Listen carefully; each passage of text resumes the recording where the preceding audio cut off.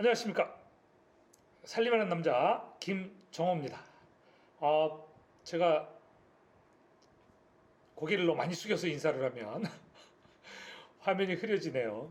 아직 이 유튜브나 동영상 촬영하는데 익숙하지 못해서 그렇고요. 오늘 이목경영학 실질적인 내용으로는 두 번째, 이제 전체 동영상으로 하면 이제 세 번째 시간입니다.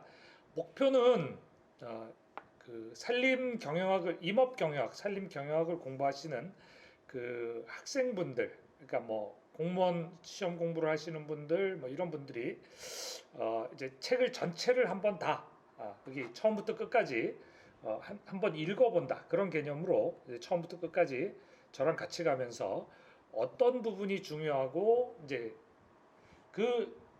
얘가 이제 시험에 자주 나오고 안 나오고 이제 이런 내용들, 그러니까 중요도, 그러니까 이건 이런 개념이다 하는 정도만 그냥 쭉 눈에 띄는 글자만 읽고 가는 겁니다.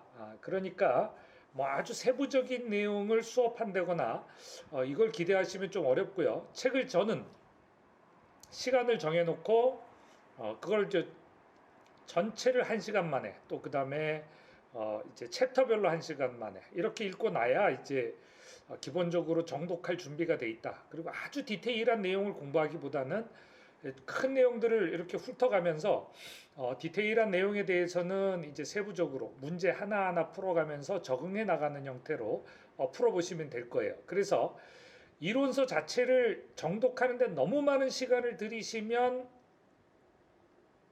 물론 합격하시겠지만 효율이 떨어지죠. 그러니까 이론서 안에 이 내용이 어디쯤 있다. 그리고 또 저는 이렇게 요약해 놓은 책을 수요가 있어서 내긴 하지만, 이 요약해 놓은 책은요, 원본 책을 정독하신 분, 그러니까 우리가 임업경영학으로 나와 있는 책, 임업경영 또는 산림경영으로 나와 있는 책들을 꼭 정독을 하셔야 된다고 생각을 해요. 한 권 정도는. 여러 권을 나오는 걸 다 정독할 수는 없고요. 한 권 정도는 정독할 필요가 있다. 왜냐하면 그런 세부적인 이해에 대한 것들은 박사님들이 잘 써놓으셨어요. 그 책보다 수험서가 더 정밀하게 쓸 수는 없습니다. 다만 거기에 실리지 않은 내용들이 있기 때문에 이런 수험서를 또 필요로 하시는 거고요. 그래서 어쨌든 이 목표를 잊지 마시고, 목표는 뭐라고요? 저랑 간단하게 훑어보는 거. 자본 장비도 반복해서 수업에 나옵니다. 그럼 자본 장비도가 뭐죠? 물론 이거를 경영에 종사하는 사람 수로 나눈 값 총자본을 이렇게 써도 되고, 종사자 1인당 총자본, 그럼 이게 어떤 의미를 가지죠? 자, 고정자본과 유동자본을 다 합친다면 자본 충실도, 자본 효율, 이런 것들하고 다 관련이 있죠. 그러면 내가 과연 이 종사자 수나 그 다음에 자본 비율이 맞는지, 그럼 내가 이 임업경영을 효율적으로 하고 있는지 안 하고 있는지에 대한 잣대가 되는 거예요. 간단하게. 그렇게 낼 수 있기 때문에 얘는 시험에 반복해서 나오고요. 기술사 시험에 자주 안 나옵니다. 기사, 그 다음에 공무원 시험, 공이 굉장히 중요한 문제입니다. 그래서 자주 보셔야 되고요. 아주 세부적인 내용까지 알고 계셔야 돼요. 그래서 여기 맨 밑에 보시면 임업에 있어서 임목 축적이 너무 많으면 생장률이 낮아지고, 임목 축적과 생장량이 작아지며, 생장률이 크더라도 축적이 작으면 전체적인 생장량은 작아지고, 그러니까 생장률과 생장량과의 관계가, 이게 축적, 생장률, 생장량과의 관계가 적절한 장비도와 자본 효율을 갖추었을 때 많아진다는 거죠. 이 문장들 하나하나 디테일한 부분들이 이제 시험에 나오게 됩니다. 그러므로 이런 부분들은 진짜 중요한 마지막 문장들과 이제 8번, 9번들도 중요하지만 이제 그 앞에 기본적인 이해도 중요하죠. 자, 자본장비도라는 말 자체가 어색합니다. 거기에 대한 해설로 써놓고요. 임업경영이 어떻게 가느냐, 임업경영의 구체적 내용은 거기에 대한 이제 순서입니다. 책을 보실 때 우리가 상상을 하시면 좋아요. 상상. 내가 임업경영을 직접 한다. 내가 이만한 숲을 운영을 한다. 내가 땅을 몇 헥타를 가지고 있는데 거기에 나무를 몇 번을 심어서 얘를 어떤 식으로 가꿀 거냐. 여기에 대해서 내가 구체적으로 상상하는 것보다 더 좋은 방법은 없어요. 책을 읽으면서. 내가 그걸 다 할 수가 없겠죠. 다 할 수가 없어요. 그렇다면 한번 상상해 보면 경제성을 확인하고 타당성 검토죠. 그걸 어떻게 해요? 돈의 흐름, 시간적인 가치를 따지냐, 아니면 회수되는 기간을 따지냐, 수익률을 따지냐, 이제 이런 걸로 따지는 거죠. 그렇게 해서 임업경영의 실제적인 작업과 그리고 이 목적. 그래서 임업경영은 목표 설정, 조직 편성. 자, 여기 시험에 나오니까 진하게 이렇게 표시를 해놨겠죠, 그죠? 목표 설정, 조직 편성, 작업 실시, 성과 분석. 이렇게 목표를 다시 개정하고. 이제 이게 뭐 복잡하게 돼 있지만 이런 거예요. 모든 우리가 경영학 매니지먼트죠. 우리 임업 경영학도 이 경영학 테두리 내에서 보면 돼요. 계획을 짜고 얘를 실행을 해요. 그리고 얘를 확인을 하는 거죠. 그러면 이 확인을 해서 이제 여러 가지 사항을 이제 체크를 하고 이렇게 하지만 이제 영어식 표현으로는 플랜 두 C예요. 그러면 이렇게 해서 이 C 한 거를 다시 계획에다가 반영을 합니다. 목표 개정하는 거죠. 사실 뭐 이런 것까지 외워야 되나 싶긴 해요. 자, 산림 구조와 이목 경영. 중요한 문제입니다. 아주 중요한 문제고 A, B, C, D. 자, 이거를 이제 그래프를 어떻게 해석할 거냐? 굉장히 중요한 문제입니다. 나중에 여러분들이 공무원 되셔도 이렇게 간략하게 우리 성과가 이렇고 앞으로 이렇게 갈 겁니다 하고 현재와 비전을 이렇게 간략한 도표 이런 걸로 나타내서 우리가 앞으로 요 단계로 갑니다. 근데 우리 목표는 사실 이겁니다. 현재 단계는 요 단계에 와 있습니다. 이렇게 설명할 수 있어야 돼요. 그런 방향에서는 이런 그래프 해석 이런 것들이 상당히 중요하죠. 자, A 유령님이 많다는 거는 임령이 낮다는 거예요. 자, 그럼 여기 노령님이 많다는 거 임령이 크다는 거예요. 기준을 80년으로 잡을까요? 40년으로 잡을까요? 어떻게 잡느냐에 따라서 우리 숲의 형태는 이 형태가 될 수도 있고, 그죠? 이 형태가 될 수도 있습니다. 이 그래프를 임령을 40년이냐 80년이냐 이걸 놓고 해석하는 것에 따라서 우리 벌기령을 줄여야 될 거냐 늘려야 될 거냐 이렇게 나오죠. 자, 2021년도에 가장 이슈가 됐던 거 뭐죠? 무분별한 벌채를 왜 하냐? 가치 없는 벌채를 왜 하냐? 예, 이게 이제 문제가 됐던 부분입니다. 그렇게 해서 이 숲가꾸기 자체를 이제 벌채를 동반한다면 환경영향 평가를 받아라. 우리가 우리가 환경의 마지막 최후의 보루가 숲이라고 생각하는 이 산림 기술자들한테 왜 이런 일이 거꾸로 환경영향 평가를 받으라는 이런 요구가 거꾸로 닥쳤을까요? 그 TV 또는 유튜브에도 검색해 보면 나와요. 서울대 교수님들이 우리나라 벌기령 지나치게 짧아 있어. 사업을 위한 사업을 하고 있어. 예산 소진을 위한 사업을 하는 거지 숲을 지키는 게 아니야. 그럼 뭐가 잘못됐을까요? 정책이 잘못됐다는 거예요. 그러면 그거를 뭘로 해석을 하겠습니까? 이런 그래프와 도표로 결국은 이걸 어떻게 해석할 거냐에 따라서 이 임령을 80년 구조로 볼 거냐 40년을 목표로 볼 거냐에 따라서 달라지는 거죠.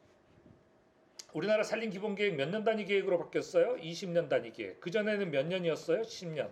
나무 키우는데 몇 년 걸려요? 최소 40년. 어떤 나무? 낙엽송 같은 속성수.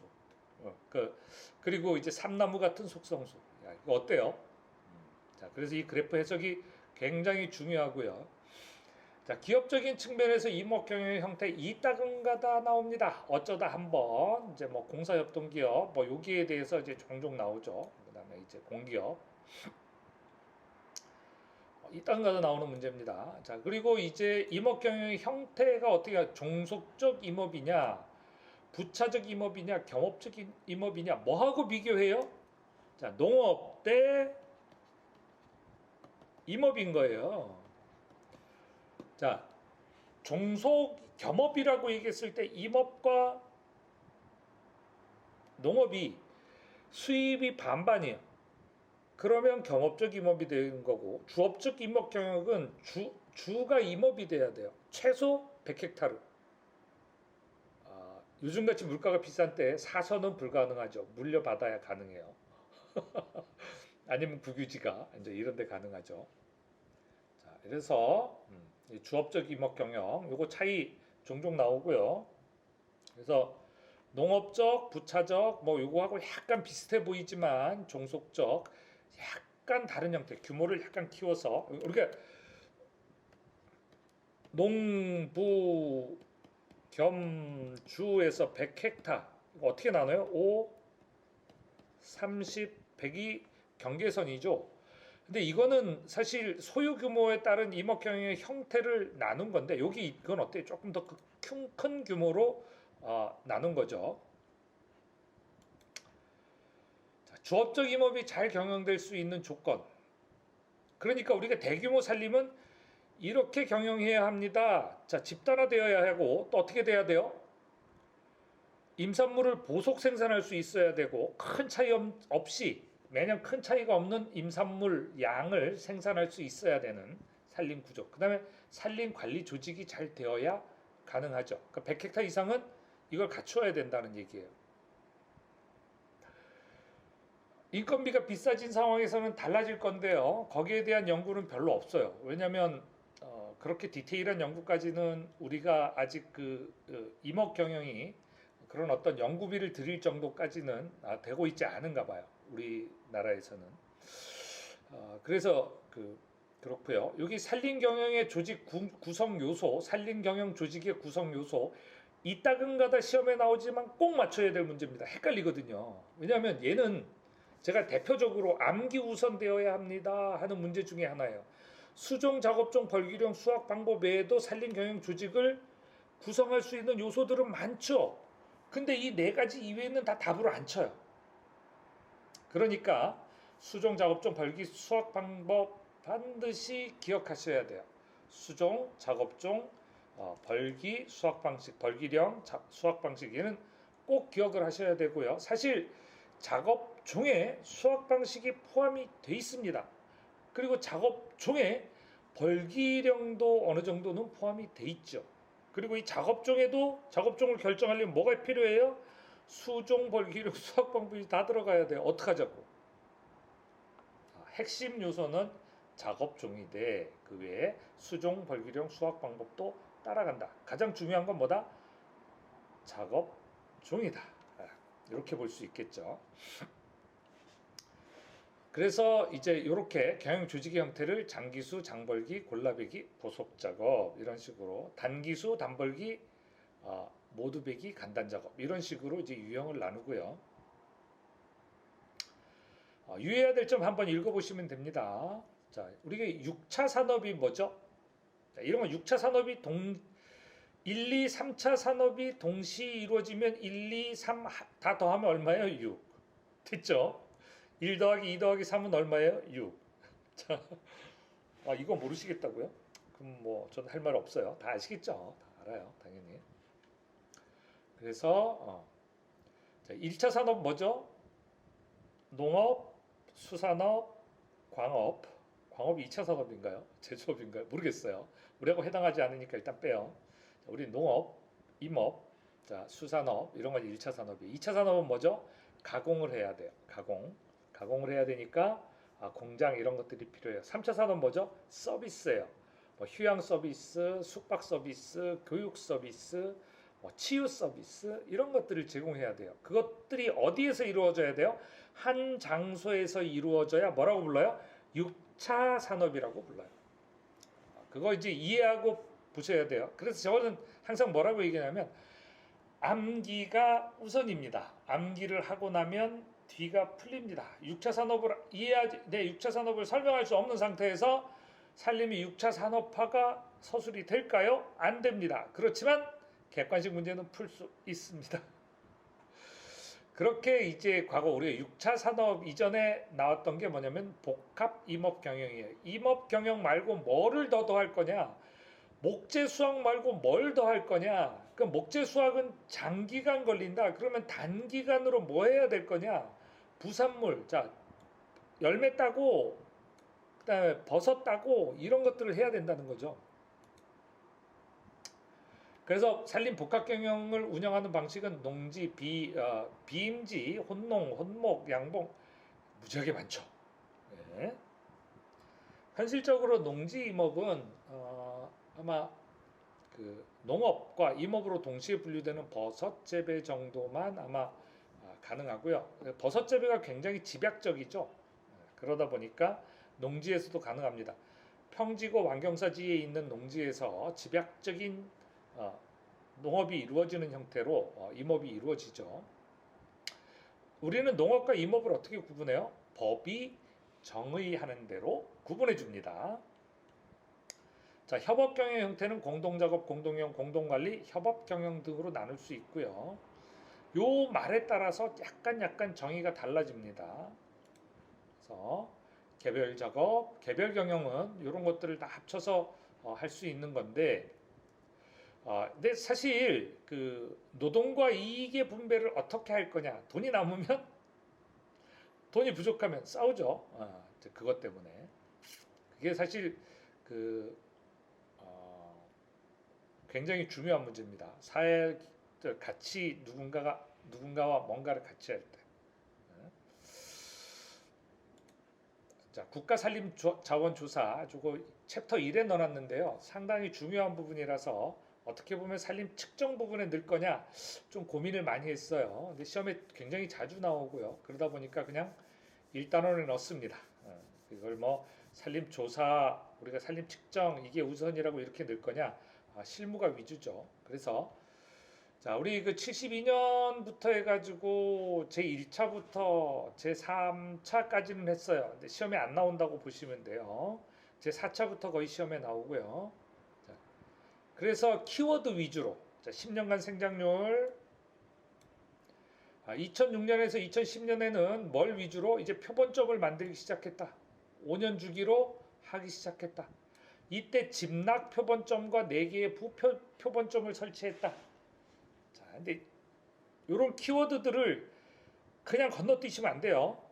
집락 표본점, 5차에서 집락 표본점, 부표본점을 했어. 그리고 5차에서 5년 주기로 하기 시작했어. 그죠? 5차에서 5년 주기로 하기 시작했어. 그리고 매년 800개의 표본점을 했다니까 582 몇 개예요? 4,000개 정도의 표본점을 계속 이제 모니터링해서 조사한 거죠. 그래서 뭐가 나왔어요? 전국에 4,000개 개통 추출법에 의해 개통 추출법이라는 게 뭐예요? 순차적으로 내려가서 이 범위 안에서 일정한 간격을 두고 이렇게 산정하는 거 개통추출법에 의해서 제6차 산림자원조사 5년 주기로 고정표본점 이게 언제 확정됐어요? 5차에서 이때는 이제 주로 뭐가 나왔냐면 건강활력도 조사 자, FHM이 이제 동시에 나왔어요. 포레스트, 헬스, 활력도가 뭘까요? 뭐 헬스 앤 뭐에 대한 모니터링이 되겠죠. 거기에 대한 이제 건강 활력도 조사가 FHM이 이렇게 국가 산림 조사하고 이제 국가 산림 자원조사 체계로 일원화됐다. 요거 키워드로 좀 봐두시고요. 자, 7차 산림 조사 지금 2018년부터 27년까지 이제 제 6차 산림 기본 계획에 이제 그 기본 내용으로 들어갔죠. 연도수를 한번 볼까요? 2016년부터 21년까지, 2020년까지가 되겠죠. 2020년까지, 16년부터 20년까지, 21년부터는 이제 몇 차 조사일까요? 8차 이렇게 가겠습니다. 그러니까 이런 거 이렇게 보시면서 지금 왜 8차가 없지? 자, 지금 이제 8차 내용이 여기 나옵니다. 국가산림자원조사의 이제 표본 설계는 이렇게 합니다. 고정 표본점은 우리나라 전국에 몇 개? 4,000개. 1년마다 800개씩 조사를 해요. 이 고정 표본점이 몇 개라고요? 800개. 이거를 매 5년마다 조사를 하는 거예요. 그럼 이 고정 표본점은 어떻게 조사를 하냐면 이제 격자를 뜨는 거죠. 격자를 어떻게 떠요? 요 중간에 고정 표본점 있잖아요. 4kg, 2kg, 1kg 단위로 쫙 이렇게 뜨는 걸 뭐라 그래요? 예, 계통적 추출이라고 하고요. 4kg, 2kg, 1kg 단위로 이렇게 짜고 전국의 그 격자점이 4km 간격으로 전국에 배치한 격자점을 표본점의 중심으로 한다. 여기 격자가 4km 단위의 격자점이 표본점의 중심점이다. 그리고 나면 고정 표본점에 여기 고정 표본점이 4km의 중심이 있는데 얘를 다시 어떻게 나누냐면 짐락 표본점, 그다음에 부 표본점 이렇게 나눠요. 짐락 표본, 부 표본. 그래서 간격이 몇 도래? 360도니까 120도, 240도, 120도, 240도. 그래서 3방향의 삼각형 형태로 설치를 하고 그래서 이거 어떻게 설치해 하는 것까지 붙여. 자. 그리고 나면 여기에 대해서 이제 토양 조사고 이 안에가 이제 기본 조사원이고 산림 식생 조사고 하나 둘 세 개, 토양 조사고 하나 둘 세 개. 요 바깥에 대경목 조사원, 여기 안에가 기본 조사원 이렇게 들어가는 거죠. 그래서 여기 길이가 얼마나 돼요? 자, 여기 그 17m, 뭐 16m, 10m 이렇게 돼 있는데 그 위치를 잘 보세요. 그래서 반경은 16m. 요거 16m로 고쳐야 되겠네요. 뭐가 들어가서 17km로 바뀌었을까요? 16m. 이제 그 대경목 조사원의 반경이 17m. 여기는 16m, 반경이 16m로 돼 있으니까 저 총 원이 32m가 되겠죠. 직경은 17m를 잘못 넣은 것 같아요. 근데 뭔가 이유가 있었을 거예요. 왜냐하면 이 그림 자체를 그 산림과학원에서 나온 거를 그대로 따왔거든요. 그래서 요거 사이즈 어떻게 돼? 면적은 얼마나 돼? 대경목 조사원, 기본 조사원 요거의 면적을 이렇게 내놓고 시험에 나왔습니다. 그러니까 요거 되게 자세히 나와요, 시험은. 그러니까 반경 11.3m, 면적 0.04헥타 이렇게 해서 조사를 합니다. 그러니까 중심점으로부터 반경 16m 내 살아있는 흉고 직경 30cm 이상의 것은 모두 합니다. 그리고 나면 이제 치수조사원, 산림식생조사구, 표본조사법 여기 이제 이 표본조사법을 뒤에 또 나옵니다. 또 나와요. 왜냐면 이제 앞에 우리가 개통적 추출이라는 게 뭐냐? 이미 산림조사, 국가산림조사가 개통적 추출이나 임의 추출이나 이런 문제가 두 문제 정도 출제가 됐어요. 그러니까 어떻게 해요? 바로 구분할 수 있게 해줘야 되죠. 임의 추출이란 이런 거고 개통적 추출이란 이런 거다. 층화 추출, 부차 추출, 이중 추출이 있는데 이거 천천히 읽으면 죽을 때까지 기억 못합니다. 기억할 때는 이렇게 해야 돼요. 이중 추출은 항공사진으로 한번 추출한 거 현장 가서 다시 하는 거. 부차 추출은 모집단을 여러 개로 나누고 거기서 다시 표본점을 추출하는 방법이에요. 층화 추출은 한 단계로 나누고 다시 한 단계로 나누고. 그래서 키워드 위주로 기억을 하셔야지 얘를 차근차근 이해를 하셔가지고 요 개통 추출법 또는 이 표본 조사법에 달인이 되시려고 하면 시간이 조금 걸리실 수 있어요. 그러니까 시간 전략하시려면 어떻게 해요? 키워드를 먼저 외워놓고 그때 가서 내가 이 문장을 이렇게 내가 다른 사람한테 설명이 가능한지 한번 확인해 보시면 내가 확실하게 암기가 됐는지 확인하실 수 있습니다. 자, 오늘은 여기까지 하시고요. 4차시에서 다시 뵙도록 하겠습니다. 수고하셨습니다.